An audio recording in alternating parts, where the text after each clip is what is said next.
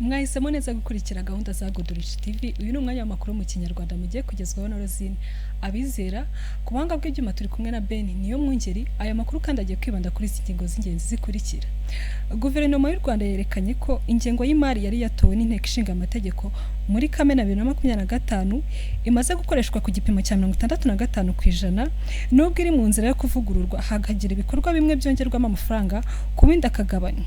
Minisiteri y'ibikorwa remezo Minefra igaragaza ko mu myaka 10 ishize u Rwanda rwashyize ingufu mu gutunganya imihanda y'imigenderano yo mu cyaro mu rwego rwo korohereza umusaruro w'ubuhinzi n'ubworozi kugera ku masoko. Muri gahunda twise menya amateka y'itariki ica mu makuru yacu twabateguriye icyegeranyo kivuga ko tariki ya 17 Gashyantare isi yose yizihiza umunsi mpuzamahanga w'ubukerarugendo burambye kandi buhangana n'ibibazo Global Tourism Resilience Day. Uyu munsi kandi watangijwe n'umuryango w'abibumbye ugamije gukangurira amahanga guteza imbere ubukerarugendo bufasha abantu ibihugu n'ubukungu kwihanganira ibibazo cyane cyane biterwa n'ibibazo by'indwara, intambara cyangwa se ibibazo by'ubukungu. Mu mahanga turababwira ko Perezida w'Ubufaransa Emmanuel Macron yavuze ko urupfu rwa Alexei Navalny utaravugaga rumwe n'ubutegetsi bw'Uburusiya rugaragazwa nk'intege nke mu kugira ubwoba bwihangana nyuma y'uko bwemejwe n'ibihugu byinshi ko yicishijwe uburozi bw'igikeri. Amakuru arambuye ni mu kanya.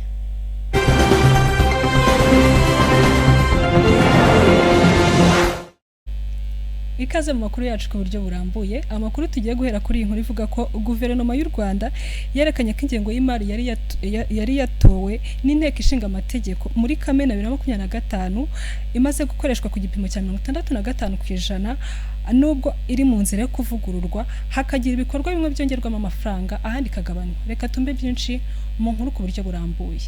Guverinoma y'u Rwanda yerekanye ko ingengo y'imari yari yatowe n'inteko ishinga amategeko muri Kamena 2025 imaze gukoreshwa ku gipimo cya 65% nubwo iri mu nzira yo kuvugururwa hakagira ibikorwa bimwe byongererwa amafaranga ibindi akagabanywa. Ingengo y'imari yari yatowe yanganaga na miliyari 7 zirenga yari yemejwe. Kuri ubu guverinoma iri gusaba ko yagabanyukaho miliyoni 80 zirenga z'amafaranga y'u Rwanda akagera kuri miliyari 6 zirenga z'amafaranga y'u Rwanda. Urebye ku bijyanye n'uburyo amafaranga yinjiye mu isanduku ya leta hagati y'ukwezi kwa Nyakanga na Nzeri 2025 usanga yinjiye yarageze kuri miliyari 1 na miliyoni 156 n'ibihumbi 600 z'amafaranga y'u Rwanda ugereranyije na miliyari 1 na miliyoni 157 n'ibihumbi 200 y'amafaranga y'u Rwanda yari yateganyijwe. Kugeza mu ntangiriro za Gashyantare 2026 yari imaze gukoreshwa ku kigero cya 65% by'ingengo y'imari yose, bitanga icyizere ko ingengo y'imari y'uyu mwaka izakoreshwa yose kugeza ku mpera za Kamena uyu mwaka. Mu bikorwa by'ingenzi byagezweho mu gihembwe cya mbere cy'uyu mwaka w'ingengo y'imari kuva mu kwezi kwa Nyakanga kugeza mu mpera za Nzeri 2025 mu nzego zitandukanye. Minisitiri w'Imari n'Igenamigambi Yusufu Murangwa yerekanye ko mu gihembwe cy'ihinga A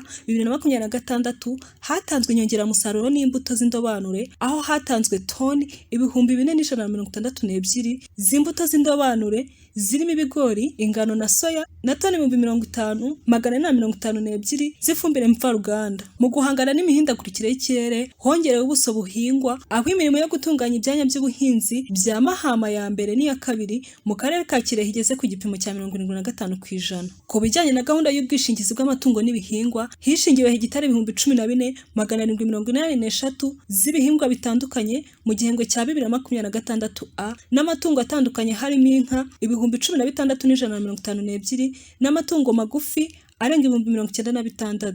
Mu bijyanye n'ubucuruzi n'inganda miliyoni 50,176,743 z'amavuta ku nganda ziyatunganya mu gihe hari hateganyijwe litiro miliyoni 49,981,727. Hongerewe umusaruro w'ibihingwa bisanzwe byoherezwa mu mahanga hinjizwa miliyoni 104,600 by'idolari yaturutse mu ikawa, miliyoni 49,500 z'idolari yaturutse mu cyayi, ayaturutse mu ndabo yageze kuri miliyoni 3,100,000 z'idolari naho yaturutse ku buhinzi bw'imbuto n'imboga agera kuri miliyoni 53,200,000 by'idolari. Minisitiri Murangwa yagaragaje ko mu rwego rwo gutwara abantu n'ibintu hari ibyakozwe birimo kuvugurura imihanda no kubaka imishya. Ku bijyanye no kuvugurura imihanda nk'umuhanda Ngoma Ramiro w'ibirometero 52 igice cya mbere n'icya kabiri ugeze ku gipimo cya 70%. Umuhanda wa Base Butaro Kidaho wa kilometero 63 ugeze ku bipimo bya 56%. Uwa Nyagatare Rwempasha wa kilometero 18 n'imirimo y'inyongera ku muhanda Nyagatare Rukomo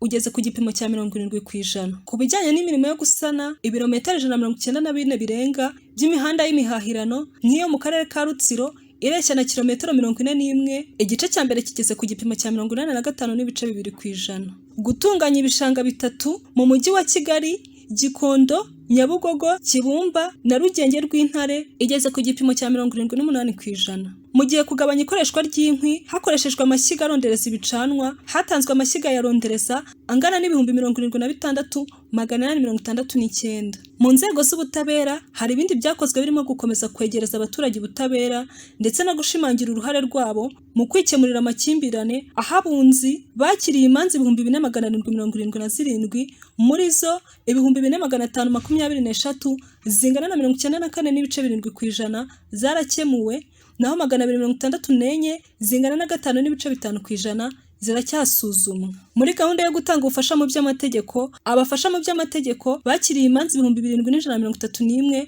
muri zo izigera ku 6,870 zingana na 95% zarakemuwe, nawe izigera kuri 361 ziracyasuzumwa. Hanashyizwe kandi imbaraga mu kugaruza umutungo wa leta wanyerejwe, aho hagarushwe arenga miliyoni 300 z'amafaranga y'u Rwanda. Rosine Abizera, Goodrich TV.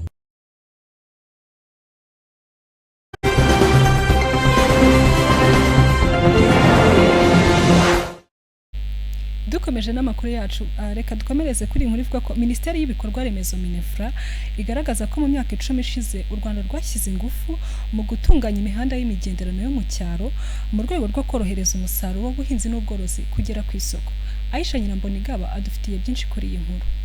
Mu myaka 10 ishize u Rwanda rwashyize ingufu mu gutunganya imihanda y'imigenderano yo mu byaro mu rwego rwo korohereza umusaruro w'ubuhinzi n'ubworozi kugera ku isoko. Ni mu gihe imibare itangwa na Minefra igaragaza ko kuva mu mwaka wa 2014 kugeza muri Gashyantare 2026 mu bice by'ibyaro hamaze kubakwa imihanda y'imigenderano ireshya n'ibirometero 2,428 n'ibice 13, harimo imishya yahanzwe, iyongerewe ubunini, yashyizwemo kaburimbo yoroheje n'indi bitaka ariko itunganyijwe neza. Minisitiri w'Ibikorwa Remezo Dr. Jimmy Gasore avuga ko nubwo hari intambwe ishimishije u Rwanda rwateye mu kwita ku mihanda y'imigenderano yo mu byaro, ariko hari n'indi myinshi ikwiye kwitabwaho. Yabigarutseho mu nama y'iminsi 3 yatangiye i Kigali kuri uwa mbere tariki ya 16 Gashyantare 2026, yahuje abaturutse hirya no hino mu bihugu bya Afurika ndetse n'abafatanyabikorwa batandukanye barangajwe imbere na Banki y'Isi. Avuga ku bijyanye n'uko u Rwanda ruhagaze mu bijyanye n'imihanda y'imigenderano, Minisitiri Jimmy Gasore yakomeje avuga ko u Rwanda rwakoze byinshi bishoboka mu myaka 10 ishize, rukubaka imihanda myinshi yo mu cyaro ndetse n'ibiraro, ari nako akomeza avuga ko hari byinshi byo gukora kuko hakiri ibice byinshi bimwe na bimwe byo mu gihugu usanga abaturage bakigorwa no kugeza umusaruro w'ubuhinzi n'ubworozi ku isoko. Yakomeje avuga ko hakiri urugendo rurerure, ari nayo mpamvu inama nk'iyi bije kugira ngo buri wese arebere ku bandi, ngo hatakwa ibyiza byagezweho, hagaragazwa imbogamizi kugira ngo abayihuriyemo bafatanye mu kuzishakira ibisubizo. Guteza imbere imihanda y'imigenderano mu bice by'ibyaro ntibigirira akamaro abahinzi gusa, ahubwo iyo mihanda ifasha n'abandi bakora ibikorwa bitandukanye gukora ingendo zabo nta nkomyi. Ni mu gihe gahunda ya guverinoma y'imyaka 5 2024-2029 iteganya ko hazubakwa hanasanwa ibirometero bisaga 300 by'imihanda yo ku rwego rw'igihugu. Hari kandi imihanda y'imigenderano igera ku birometero 500 izakorwa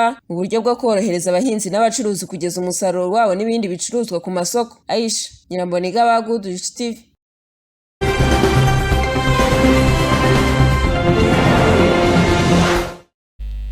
Aisha Nyirambonigaba turamushimiye.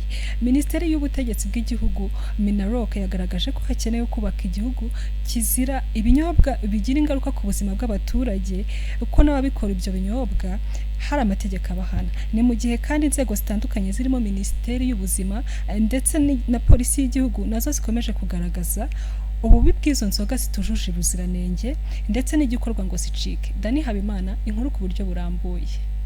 Minisitiri w'ubutegetsi bw'igihugu Minaroke yagaragaje ko igihugu kizira ibinyoma bigira ingaruka ku buzima bw'abaturage n'abakora ibyo bikorwa hari amategeko abihana. Ni mu gihe inzego zitandukanye zirimo Minisiteri y'Ubuzima na Polisi y'igihugu nazo zikomeje kugaragaza ububi bw'inzoga zitujuje ubuziranenge n'igikorwa ngo zicike.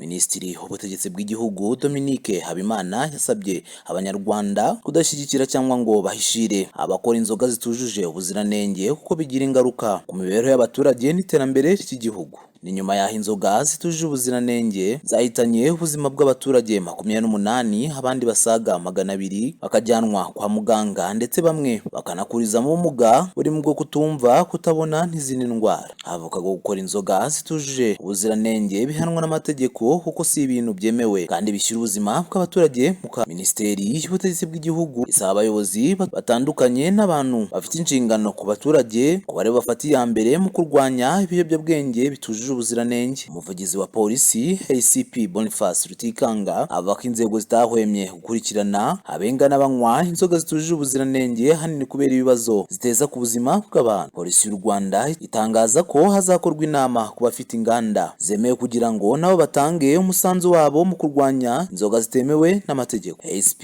Rutikanga agaragaza ko inzego zitandukanye zirimo gukorana kugira ngo ikibazo cy'inzoga z'inkorano zitemewe ariko zikorwa mu buryo butujuje ubuziranenge ko bose bashyirwa ku murongo bigakorwa neza, abantu bakanywa ibinyobwa byujuje ubuziranenge. Mu gihe kandi polisi y'igihugu itangaza ko umunyarwanda wese yemerewe kwenga inzoga ashobora kwakiriza abantu cyangwa akanacuruza nk'uko byari bisanzwe. Bamwe mu bapfuye cyangwa barwaye mu karere ka Bugesera harimo abayobozi b'inzego z'ibanze n'abashinzwe umutekano, bamwe na bamwe mu nzego za leta. Anavuga ko kandi polisi ikora ubukangurambaga umutekano ariko hakenewe ubukangurambaga bwa gihanga, ukeneye gufasha abantu bakekwaho, ukeneye gufasha abantu bakwereka urutonde rw'inzoga zemewe, bityo uzakora ibiri hanze y'ibyo agakurikiranwa n'amategeko. Umuvugizi ushinzwe ubuvuzi rusange muri Minisiteri y'Ubuzima Dr Oreste Tuganeyezu asobanura ko ubusanzwe ikinyabutabire cya metanol gikoreshwa mu miti n'ibindi binyuranye ariko hari abakifashisha mu kwenga inzoga. Dani Habimana, Kudurishi TV.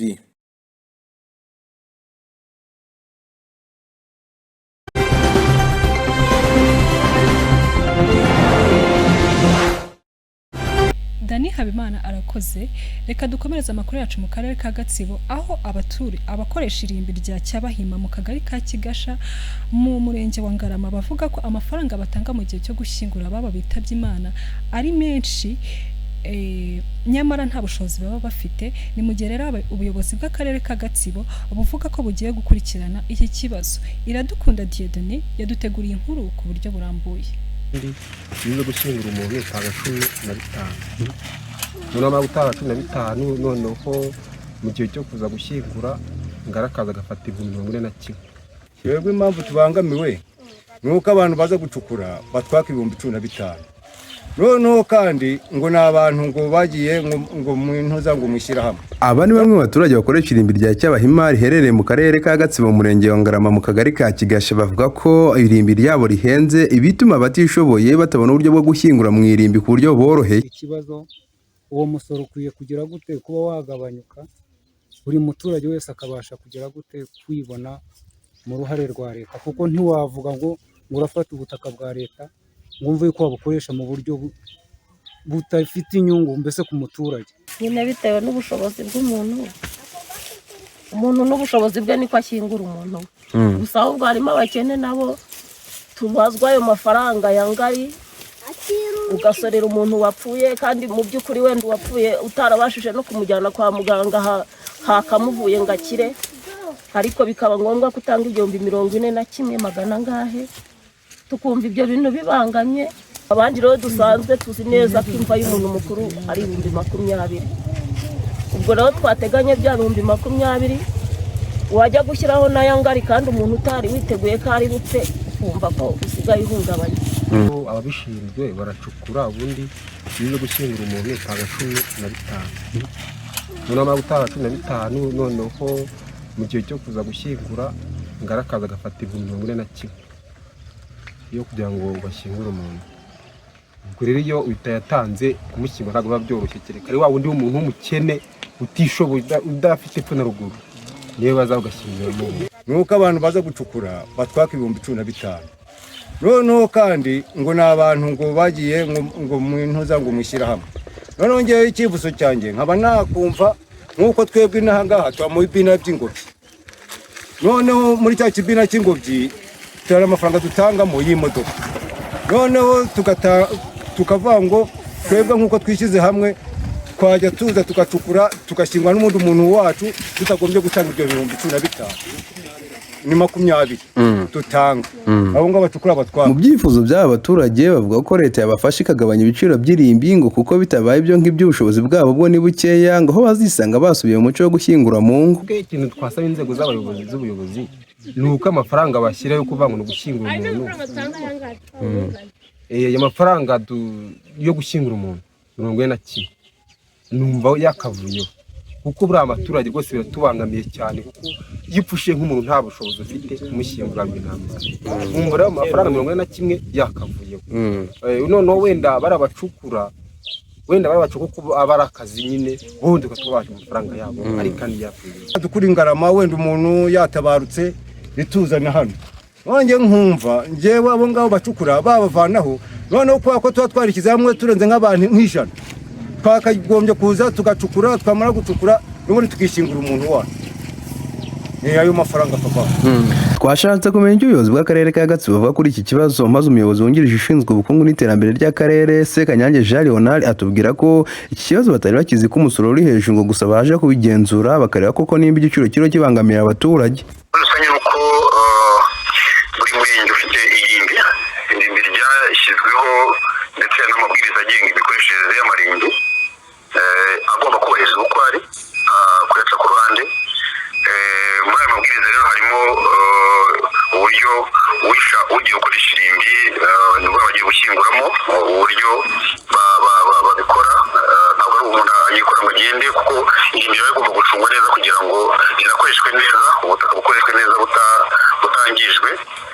Rero amabwiriza bigena n'uburyo abaturage bagomba gukoresha iryo rimbi ndetse n'abatishoboye uburyo boroherezwa kugira ngo babashe gushyingura. Ibi byose biri mu mabwiriza.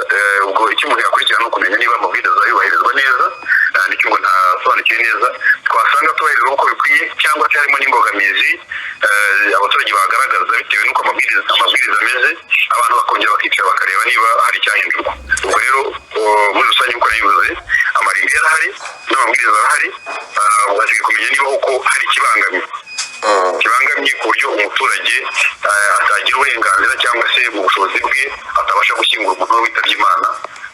Ko nzi neza ko mu mabwiriza byose byaba byateganyijwe abatishoboye uburyo bigenda kugira ngo bashyingure, uburyo irimbi rigomba gucungwa ku buryo rikoreshwa neza atari ukurikoresha mu kajagari ku buryo umuntu ashyingura aho abonye.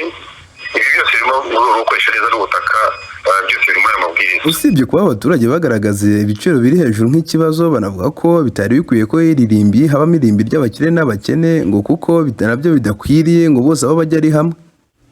Dieudonné Iradukunda, Good Rich TV, i Gatsibo mu burasirazuba bw'u Rwanda.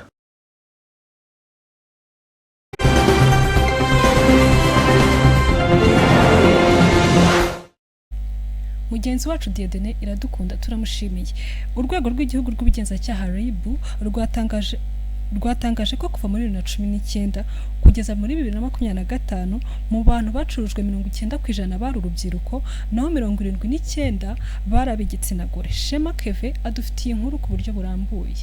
Urwego rw'ubugenzacyaha RIB rwatangaje ko kuva mu mwaka wa 2019 kugeza mu mwaka wa 2025 mu bantu bacurujwe 90% bari urubyiruko naho 79 bari igitsina gore. Byatangarijwe kuri wa mbere tariki ya 16 Gashyantare 2026 mu bukangurambaga bugamije kurwanya ibyaha byambukiranya imipaka by'umwihariko icuruzwa ry'abantu mu karere ka Burera. Umuyobozi mu ishami rishinzwe gukumira ibyaha muri RIB Ntirenganya Jean Claude yavuze ko icyaha cy'icuruzwa ry'abantu ari kimwe mu biteye inkeke kandi bibangamiye uburenganzira bwa muntu, ndetse yagaragaje ko impamvu zituma abantu bacuruzwa harimo kurangirwa akazi. Abaturage b'i Burera basabwe kuba maso bakamenya abatuye muri ako gace gakora ku mupaka aba ari bo, aho bava ndetse n'aho bagana. Umuyobozi w'akarere ka Burera Mukamana Soline yakiriye itsinda ry'abakozi ba RIB mu gikorwa cy'ubukangurambaga mu kurwanya icyaha cy'icuruzwa ry'abantu buzakorerwa mu mirenge ikora ku mupaka. Iki gikorwa cyatangirijwe mu murenge wa Kivuye. Umuyobozi w'akarere yishimiye RIB kubw'icyo gikorwa cy'ubukangurambaga, asaba abaturage bakitabiriye gukurikiza inama no kugeza kuri bagenzi babo inama bagiriwe zijyanye no kurwanya icuruzwa ry'abantu. Yababwiye kandi ingaruka zo kurwanya ibinyobwa bitujuje ubuziranenge, abasaba kwirinda kubyenga, kubicuruza kandi bakagira uruhare mu kubirwanya batanga amakuru yerekeye ababikora ndetse n'abakora icyaha cy'icuruzwa ry'abantu. Kuva mu mwaka wa 2019 kugeza mu mwaka wa 2025, Abanyarwanda bagera kuri 297 bacurujwe hirya no hino ku isi, abagera ku 197 bakaba aribo bagaruwe bakuwe mu bihugu 14. Kevin Shema, Goodrich TV.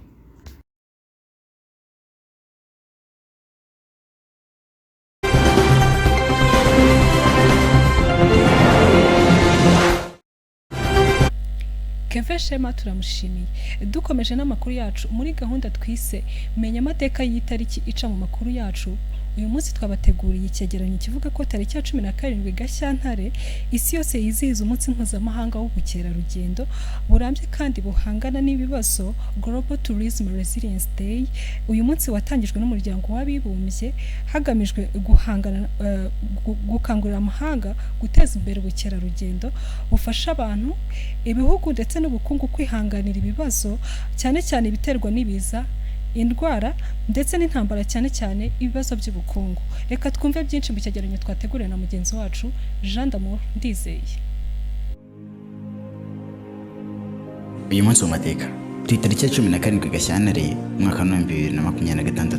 Kuri itariki ya 17 Gashyantare isi yose yizihiza umunsi mpuzamahanga w'ubukerarugendo burambye kandi buhangana n'ibibazo, Global Tourism Resilience Day. Uyu munsi watangijwe n'umuryango w'abibumbye United Nations ugamije gukangurira amahanga guteza imbere ubukerarugendo bufasha abantu, ibihugu n'ubukungu ndetse no kwihanganira ibibazo cyane cyane ibiterwa n'ibiza, indwara, intambara cyangwa ibibazo by'ubukungu. Umunsi wa Global Tourism Resilience Day washyizweho ku itariki ya 17 Gashyantare mu mwaka wa 2023 ndetse kandi ushyirwaho n'inteko rusange y'umuryango w'abibumbye. Icyifuzo cyo gushyiraho uyu munsi cyaturutse muri Jamaica, igihugu gikunze kwakira abakerarugendo benshi. Aha niho Hon Edmond, minisitiri w'ubukerarugendo, yagize uruhare runini mu gushyiraho Global Tourism Resilience and Crisis Management Center, ishami ryiga ku buryo ubukerarugendo bwahangana n'ibiza n'ibindi bibazo. Ubukerarugendo bwagiye bugerwaho n'ibibazo bikomeye nk'uko byagaragaye mu gihe cya COVID-19, aho ibihugu byinshi byahombye cyane kubera guhagarika ingendo. Ubukerarugendo ni kimwe mu byiciro by'ubukungu bifasha isi cyane. Buri mwaka birenga 10% by'ubukungu bw'isi buturuka mu bukerarugendo, kandi abantu barenga miliyoni 300 bakorera muri uru rwego. Ariko igihe cyose habaye ibiza, indwara, intambara cyangwa ibibazo by'ubukungu, ubukerarugendo nirwo rwego rugaragaza ubukene mbere y'abandi. Niyo mpamvu uyu munsi ugamije gushishikariza ibihugu gushyiraho politiki z'ubukerarugendo zihanganiye ibibazo, guteza imbere ubukerarugendo bushingiye ku bidukikije, gushyiraho uburyo bwo gufasha abakora muri urwo rwego igihe habaye impanuka cyangwa ikibazo cy'isi yose. Mu bihugu byinshi harimo Jamaica, Kenya, Espagne, mu Faransa na Indonesia, uyu munsi wizihizwa mu buryo bw'amahoro y'abafatanyabikorwa, ibiganiro by'ubumenyi n'ibikorwa byo gusura ahantu nyaburanga. Muri United Nations World Tourism Organization hakorwa ibiganiro mpuzamahanga bigamije gukangurira ibihugu byose guteza imbere ubukerarugendo burambye. Amashuri y'ubukerarugendo na za kaminuza zitandukanye zigira ibiganiro ku buryo bwo kurengera ibidukikije, gufata neza urusobe rw'ibinyabuzima no kubungabunga umuco w'ibihugu. Mu Rwanda, ubukerarugendo ni kimwe mu byubatse ubukungu bw'igihugu. Leta y'u Rwanda ibinyujije muri Rwanda Development Board cyangwa se RDB igiye ishyiraho gahunda nyinshi zigamije guteza imbere ubukerarugendo burambye, nko kurengera pariki y'igihugu y'Ibirunga, pariki y'Akagera na pariki ya Nyungwe. Umunsi nk'uyu ni igihe kandi cyo gusuzuma ko igihugu gihagaze mu bijyanye n'ubukerarugendo burengera ibidukikije no guteza imbere abaturage batuye hafi y'ibyanya nyaburanga. Ibikorwa bitandukanye nk'imurikabikorwa, ibiganiro n'ingendo shuri bikorwa kugira ngo abaturage barusheho kumenya agaciro k'ubukerarugendo burambye. Ubukerarugendo si ugutembera gusa, ahubwo ni ubuzima, ni umuco, ni ubufatanye.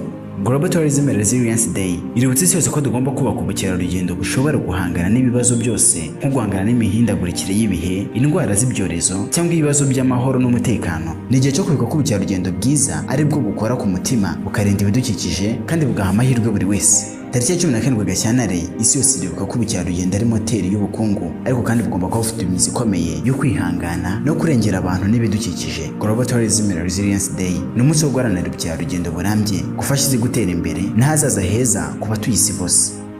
uyu munsi mu mateka nanyisoreje gikurikirane buri munsi hamwe na Jean Ndamundizeye mukomeze kugira ibihe byiza.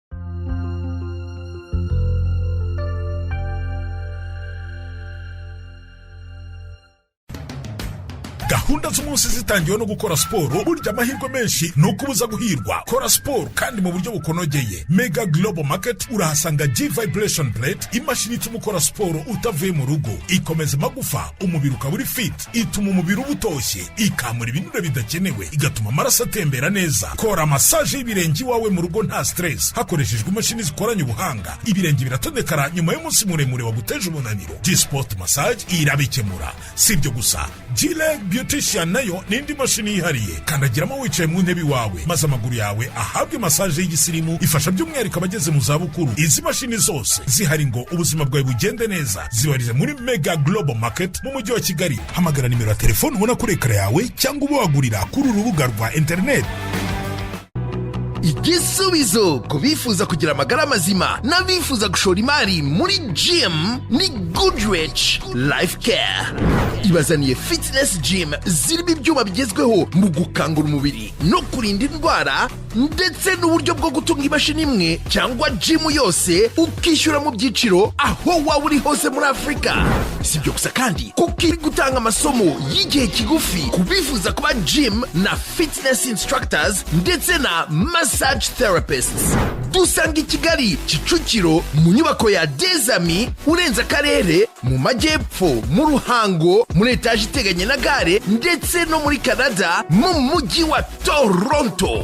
Ibisobanuro mwaduhamagara kuri nimero ziri kuri ekara zanyu.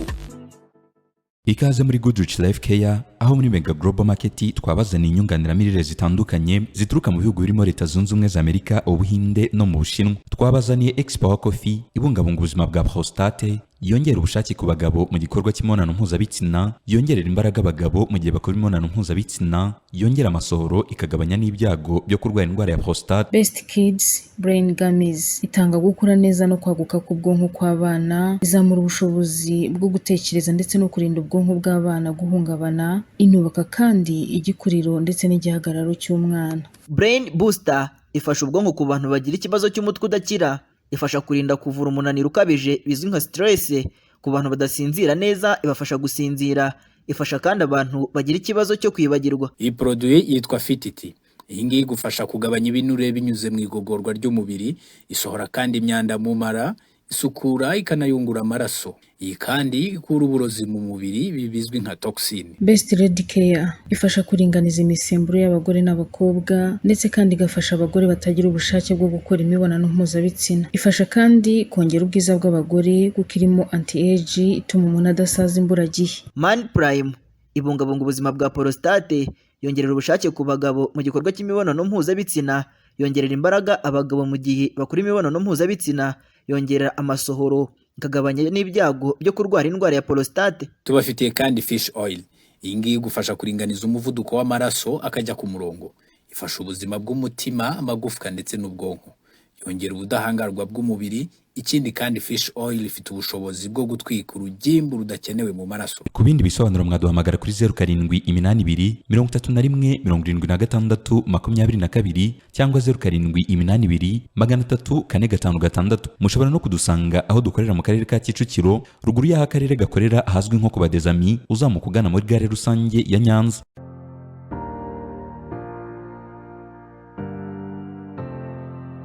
Mega Travel and Tourism Limited, igisubizo kubifuza kujya i Burayi, Canada ndetse no muri Amerika. Duhuza abacuruzi n'inganda, abifuza gutembera ndetse n'abifuza gutegura ibitaramo i Burayi, Canada ndetse na Amerika, bo bose turabafasha. Bifuza kwiga ni karibu kuko Mega yamaze guhabwa ibyangombwa byose byo kuba International Student Recruitment Center. Hari short courses, diploma, bachelors, masters ndetse na PhD mu mashami yose mwifuza. Tubafitiye kandi scholarship muri Canada, Europe ndetse no muri USA. Tubafasha gushaka visa zaba iz'igihe gito ndetse n'iz'igihe kirekire. Tubafasha kandi kubona amatike y'indege ndetse n'amahoteli. Tubafasha kubona akazi n'ibyangombwa byo gukorera i Burayi ndetse no muri Canada. Mutugane tubafashe gukabya inzozi zanyu. Dukorera mu mujyi wa Kigali mu karere ka Kicukiro haruguru y'ibiro by'akarere ahazwi nko ku Badezami. Ku bindi bisobanuro waduhamagara kuri nimero yacu ngendanwa 078 83 17 wanadusura kandi ku rubuga rwacu wa3.megaglobalink.com. Mutugane tubafashe gukabya inzozi zanyu.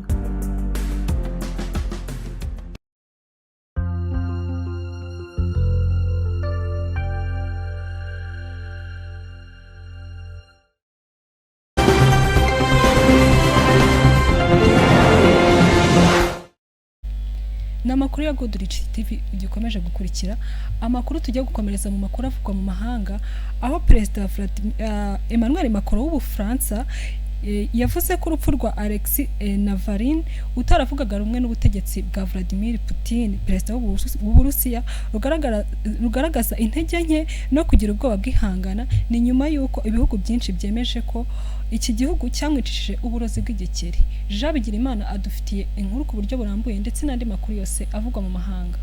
Muraho, amakuru yacu mu mahanga reka tuyahere kuri iyi nkuru ivuga ko Ububiligi bwimye Abanyamerika amakuru y'ahari amabuye y'agaciro muri Repubulika ya Demokarasi ya Kongo. Leta y'Ububiligi yimye sosiyete ya Cobalt Metals yo muri Leta Zunze Ubumwe za Amerika inyandiko za kera zirimo amakuru y'ahantu hari amabuye y'agaciro yihariye muri Repubulika ya Demokarasi ya Kongo. Ububiligi bwakoresheje Repubulika ya Demokarasi ya Kongo kuva mu mwaka w'1885 kugeza mu mwaka w'1960. Muri icyo gihe sosiyete zawo rigeze zakusanyije amakuru y'ahantu henshi hari amabuye y'agaciro kugira ngo zijye ziyacukura mu gihe cya nyuma y'ubukoloni ziyabika mu nzu ndangamurage. Nyuma yo kwemeranya n'umuryango w'ubumwe bw'Uburayi mu myaka 2 ishize, leta y'Ububiligi yafashe umwanzuro wo gukusanyiriza aya makuru yose ku rubuga rw'ikoranabuhanga kugira nibiba ngombwa abashakashatsi abikorera cyangwa abo muri leta ya Repubulika ya Demokarasi ya Kongo bajye bayifashisha. Muri Nyakanga 2025 Benjamin Katabuka uhagarariye Cobalt muri Repubulika ya Demokarasi ya Kongo na Minisitiri ushinzwe ubucukuzi bw'amabuye y'agaciro muri iki gihugu Kizito Pakomba bagiranye amasezerano yemerera itsinda ry'iyi sosiyete kujya i Buruseli gusaba kopi y'izi nyandiko. Muri Kanama 2025 Repubulika ya Demokarasi ya Kongo na Cobalt byagiranye andi masezerano yemerera iyi sosiyete gucukura amabuye y'agaciro yihariye mu birombe biri ku buso bwa kilometero kari 1600 arimo lithium, cobalt na cuivre. Hashingiwe kuri aya masezerano, Cobalt yasabye leta y'Ububiligi ko yayemerera kugira uruhare mu bikorwa byo gushyira aya makuru ku rubuga rw'ikoranabuhanga kugira ngo bizayifashe kumenya neza aho amabuye y'agaciro izacukura aherereye. Ubuyobozi bw'inzu ndangamurage yo mu Bubiligi hari ibikoresho n'inyandiko zerekeye kuri Afurika ndetse n'abayobozi bo muri leta barimo Minisitiri ushinzwe ikoranabuhanga na politiki ya siyanse Vanessa Mateza bavuze ko sosiyete y'abikorera idashobora guhabwa aya makuru. Minisitiri Mateza nawe yasobanuye ko sosiyete y'abanyamahanga idashobora guhabwa uburenganzira bwihariye bwo kugera kuri iyi nyandiko uko byabinyuranyije n'amategeko y'Ububiligi n'Uburayi. Cobalt ishaka kwinjira mu bucukuzi bw'amabuye y'agaciro muri Repubulika ya Demokarasi ya Kongo hashingiwe ku masezerano y'ubufatanye iki gihugu cyagiranye na Amerika. Amabuye yifuza yiganjemo yifashishwa mu gukora batiri z'imodoka zikoresha amashanyarazi n'ibikoresho by'ikoranabuhanga. Muri aya makuru kandi reka tunyarukire muri Ghana aho Umurusiya yafashe amashusho y'abagore batera akabariro akashyira ku mbuga nkoranyambaga. Ibitangazamakuru byo mu Burusiya no muri Ghana byavuze ko uyu mugabo usanzwe ari umuhanzi yakoresheje amadarubindi agabanya ubukana bw'imirasire y'izuba ariko iriho kamera afata amashusho y'ibikorwa by'imibonano mpuzabitsina yagiranye n'abagore bo muri Ghana. Minisitiri w'ikoranabuhanga muri Ghana Sam George yavuze ko yahamagaje ambasaderi w'Uburusiya muri iki gihugu ngo babiganire. Inzego z'ubuyobozi muri Ghana zivuga ko uyu mugabo ashobora kuba yarahavuye ariko bidakura ko amategeko ajyanywe n'umutekano mu by'ikoranabuhanga atakomeza kumukurikirana. Gusa amategeko y'Uburusiya ntiyemera ko bwohereza umuturage wabwo mu kindi gihugu ngo akurikiranweho ibyaha keretse habaye impamvu zikomeye. Amategeko yo muri Ghana ajyanye n'umutekano mu by'ikoranabuhanga ateganya ko umuntu ushyize hanze amashusho y'ibanga cyangwa ubwambure bw'umuntu nta burenganzira busesuye yahawe ahanishwa igifungo cy'imyaka 25. Reka tunyarukire mu gihugu cy'Ubufaransa aho Perezida Macron yagaragaje urupfu rwa Alexei Navalny nk'inyegenya z'Uburusiya. Perezida w'Ubufaransa Emmanuel Macron yavuze ko urupfu rwa Alexei Navalny utaravuga rumwe n'ubutegetsi bwa Vladimir Putin w'Uburusiya rugaragaza intege nke no kugira ubwoba bw'ihangana nyuma y'uko byemejwe n'ibihugu byinshi ko iki gihugu cyamwicishije uburozi bw'igikeri. Kuwa gatandatu tariki 14 Gashyantare Ubudage, Ubufaransa, Ubwongereza, Ubuholande na Suède byashyize hanze inyigo byahuriye ku cyateye urupfu rwa Alexei Navalny. Inyigo igaragaza ko uyu mugabo yishwe n'uburozi bwa epidaditine buva mu bikeri bizwi nka DAC bikunze kuboneka muri Amerika y'Amajyepfo. Minisitiri w'ububanyi n'amahanga w'Ubwongereza Yvette Cooper mu nama yiga ku mutekano iri kubera Munich yavuze ko Uburusiya ari bwo bwonyine bwari bufite ubushobozi n'impamvu byo kuroga uyu mugabo ubwo yari afunzwe. Abinyujije ku rukuta rwe rwa X, Perezida Macron yavuze ko uyu mugabo akimara kwicwa yahise yibwira ko ari Uburusiya bubikoze. Navalny yapfuye bitunguranye kuri tariki 16 Gashyantare 2024 afite imyaka 47 ubwo yari afungiye muri gereza ikaze muri aka gace gakonja cyane k'uburengerazuba bw'amajyaruguru y'Uburusiya. Nubwo Uburusiya bwavuze ko yikubise hasi ari kugenda bisanzwe, umugore we Yulia Navalny yakomeje kuvuga ko yishwe. Ubwongereza bwatungiye agatoki umuryango ushinzwe kurwanya kurwanya ikoreshwa ry'intwaro z'uburozi buvuga ko Uburusiya bwarenze ku mahame mpuzamahanga. Mu mwaka wa 2020 habaye ikindi gikorwa cyo kugerageza kwica Navalny hakoresheje uburozi bwa Novichok buhungabanya imitsi bukanahagarika imikorere y'umubiri. Aya makuru yacu mu mahanga reka tuyasoreze kuri iyi nkuru ivuga ko imyigaragambyo ikuraho ubutegetsi bwa Iran yagukiye mu Burayi na Amerika nyuma y'uko abanya-Iran babarirwa mu bihumbi bigaragambije kuva mu mpera z'Ukuboza kwa 2025. Abandi batuye mu mahanga batangiye kwigaragambya basaba ko ubutegetsi bw'icyo gihugu buhinduka, bashinze Iran kubatoteza, ikibazo cy'igiciro gihanitse cy'imibereho no kubica mu gihe bigaragambya mu mahoro. Mu mahanga imyigaragambyo ikomeye yadutse mu mijyi itandukanye yo hirya no hino ku isi kuri tariki ya 14 Gashyantare 2026 yitabirwa n'abaturage ba Iran baba mu mahanga babarirwa mu bihumbi. Bigaragambije mu mijyi irimo Munich mu Budage, Los Angeles muri Leta Zunze Ubumwe za Amerika, i Toronto muri Canada, i Tel Aviv muri Israel, i Lisbon muri Portugal, i Sydney muri Australia. Ni imyigaragambyo yakurikiye impuruza yatanzwe n'umuhungu wahoze ari umwami wa Iran imbere y'impinduramatwara mu mwaka w'1979 witwa Reza Pahlavi, wasabye ko ari igikwiriye gukorwa. Reza Pahlavi kuri ubu uri mu buhungiro muri Amerika yamaganye bikomeye ubwicanyi n'icarubozo bikorerwa bigaragambya muri Iran. Yakomeje anenga ubutegetsi bwa Iran agaragaza ko budakwiye gukomeza kuyobora icyo gihugu. BBC yanditse ko uburyo imyigaragambyo ikomeye bugaragazwa n'umubare w'abitabiriye mu mujyi wa Munich honyine, kuko polisi yatangaje ko abantu bagera ku 250 bitabiriye igikorwa cyo kumva ubutumwa bwa Reza Pahlavi. Muri iyo myigaragambyo abanya-Iran baranguruye basaba Reza Pahlavi ko asubira mu buyobozi agakemura ibibazo igihugu cyabo gifite. Imyigaragambyo yo muri Iran yatangiye kuri tariki 28 Ukuboza 2025. Abaturage binubira igiciro gihanitse cy'ubuzima cyatewe no gutakaza agaciro gakabije k'ifaranga ryabo, nyuma iragaruka ihinduka iyo basaba ko ubutegetsi buhinduka. Iyo myigaragambyo bivuga ko imaze kugwamo abantu barenga 16,000. Amerika yatangaje ko izakoresha imbaraga za gisirikare mu gufasha abaturage ba Iran gukora impinduka bakeneye, gusa yakomeje kubigendamo buhoro buhoro ugereranyije n'uburyo Perezida Donald Trump yabivugaga mu ntangiriro za Mutarama 2026. Gusa tariki ya 13 Gashyantare 2026 Reuters yanditse ko abayobozi babiri bo muri Amerika batashatse ko amazina yabo ajya hanze, bayibwiye ko igisirikare cya Amerika kiri kwitegura intambara ishobora kumara ibyumweru kuri Iran mu gihe Perezida Donald Trump azaba atanze amabwiriza. Jean Bigirimana, Goodrich TV.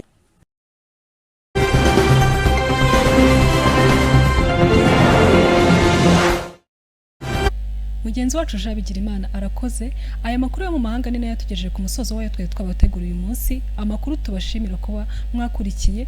Amakuru mwagerejwe nanjye Rosina Bizera, ku banga bw'ibyuma twari kumwe na Ben niyo mwungeri. Mukomeze kunogerwa na gahunda za Goodrich TV.